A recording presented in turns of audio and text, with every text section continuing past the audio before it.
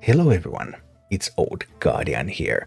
The final cards from the Maw and Disorder miniset have now been revealed, so the full Castle Nathria set, we know all the cards now. And what cards are there? This miniset is looking pretty strong, I have to say, because, I mean just look at this card. Sightless Magistrate. A 4-mana 5/4 with a battle cry, both players draw until they have 5 cards. 5 cards. You play this in an Aggro Demon Hunter, the one that shovels stuff back into your deck. You play this from an empty hand, you draw 5 cards. That is totally nuts. This is such an incredibly powerful card, and this card might single-handedly bring Aggro Demon Hunter to top tier. The second Demon Hunter card that was revealed today is not quite as strong. It's more thematic maybe. All Fell breaks loose. Fell's breaking loose. Summon a friendly demon that died this game, infuse with 3 demons. Summon 3 instead. So yeah, if you put in tokens into your deck, then you're probably going to resurrect some tokens. Doesn't sound very good. Proving Grounds. This would go nicely into some kind of big demon hunter at Proving Grounds. Summon 2 minions from your deck, they fight, so then they fight, and maybe some stuff dies, but then all Fell breaks loose, becomes infused, and you summon them back. But it does not work very nice with Zillag, because Zillag, all the Stalks are also demons. So then you might end up playing All Fell Breaks Loose and resurrect 3 Stalks. And that would not be very much fun, so we'll see whether there's any way to actually use it. But it's a fun-looking big Demon Hunter card anyway.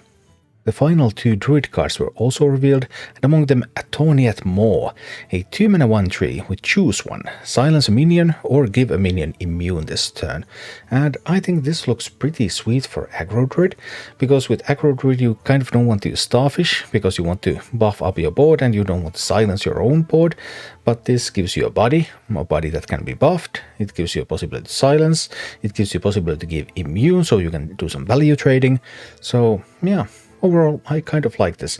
It's a tech card, you only put it in the deck if silence is something that you want to run in the meta, but if you want silence and you want to play Aggro Druid, then this definitely looks like a card that could fit in. Then we have Incarceration. 3 mana, choose a minion, it goes dormant for 3 turns. Well, Maiev, I thought Maiev would be something back when it was released, a minion that would make others dormant, but it didn't really work out. So right now I don't have high hopes for Incarceration either. As for Mage, Blizzard is doubling down on that Secret Mage. I'm a little worried about the effects for Secret Mage in Wild, because Secret Mage in Wild already is sort of playable. And yeah, objection! That's a secret. 3 mana, secret, when your opponent plays a minion. Counter it.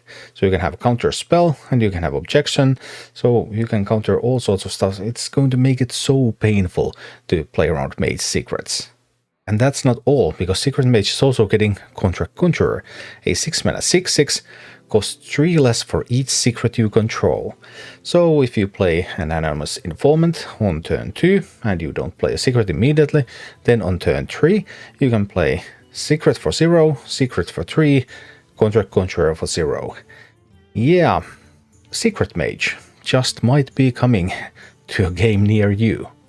Mage is also getting a premium piece of hard removal with Life Sentence.